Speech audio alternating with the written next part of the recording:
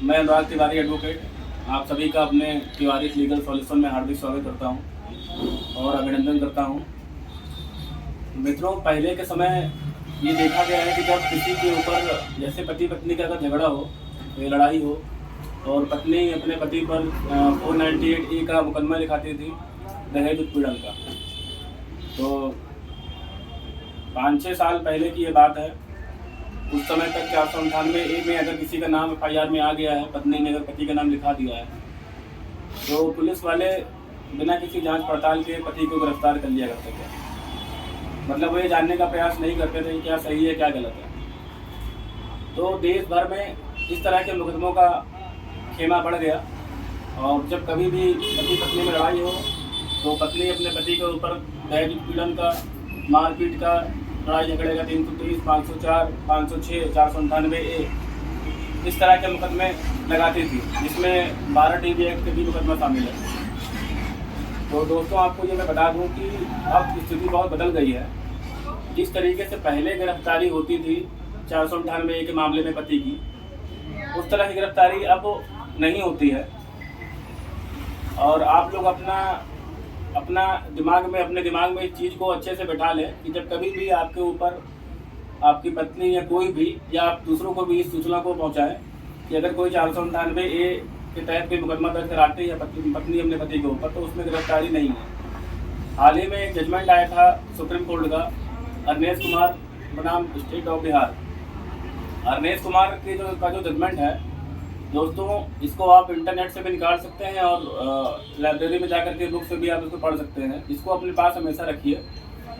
जब कभी 498A का मुकदमा हो तो आपको घबराने की आवश्यकता नहीं है, उसमें आपकी गिरफ्तारी नहीं होगी। इस जजमेंट में साफ साफ इस बात को स्पष्ट रूप से कह दिया गया है कि जब पत्नी पति के ऊपर 498A का मुकदमा दिखाती है तो वो उसके साथ में उसके पति के भाइयों को, घर वालों को, रिश्तेदारों को, खानदान का सबका नाम उसमें वो लिखा देती थी।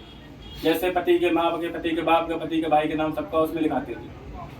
उसके बाद पुलिस जाती थी घर पे और पति के और जिसका भी नाम FIR में था सबको गिरफ्तार कर लिया करती थी। बट अरनेश कुमार का जो जजमेंट आया सुप्रीम कोर्ट का, Arnesh Kumar versus state of Bihar, उसमें सुप्रीम कोर्ट ने ये स्पष्ट रूप से कह दिया है कि अगर आप 498A के तहत किसी की गिरफ्तारी करते हैं तो आपको सबसे पहले उसमें जांच पड़ताल करनी होगी। जांच पड़ताल का तात्पर्य ये है कि जैसे अगर उसमें ये मुकदमे में ये लिखा है FIR में कि पति हमारा हमको परेशान करता था, पति के साथ उसकी माँ परेशान करती थी, उसका पिताजी परेशान करते थे, उसके देवर यानी पति का भाई परेशान करता था।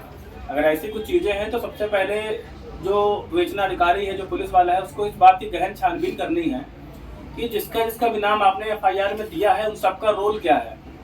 क्या आपने उन सबके रोल का जस्टिफिकेशन किया है?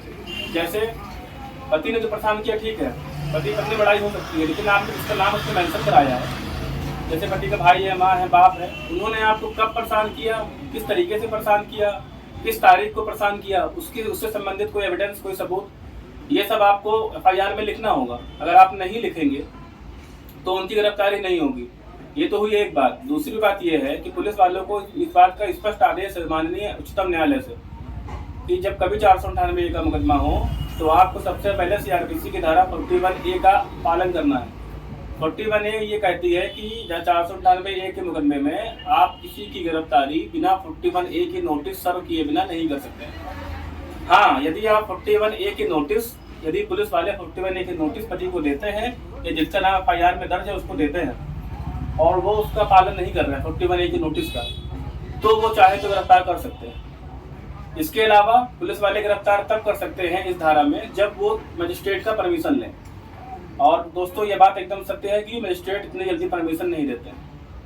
तो अब जमाना बदल गया। अब इस चीज़ को दिमाग में मत रखिए कि 498A का मुकदमा हो गया तो हम जेल जाएंगे। नहीं, अगर आपके अज्ञानता का लाभ पुलिस वाले उठाते हैं या आपसे कहते हैं कि आपको गिरफ्तार कर लेंगे, आपकी पत्नी ने आपके ऊपर मुकदमा दिखाया, तो आपको साफ साफ इतनी बात कहनी है कि अरनेश कुमार का जजमेंट सुप्रीम कोर्ट ने पास किया है, पहले उसको आप पढ़ लें, फिर मुझसे बात करें। आप मुझको 41A की नोटिस दें, मैं उसका पालन ना करूँ तो मुझे आप गिरफ्तार करें।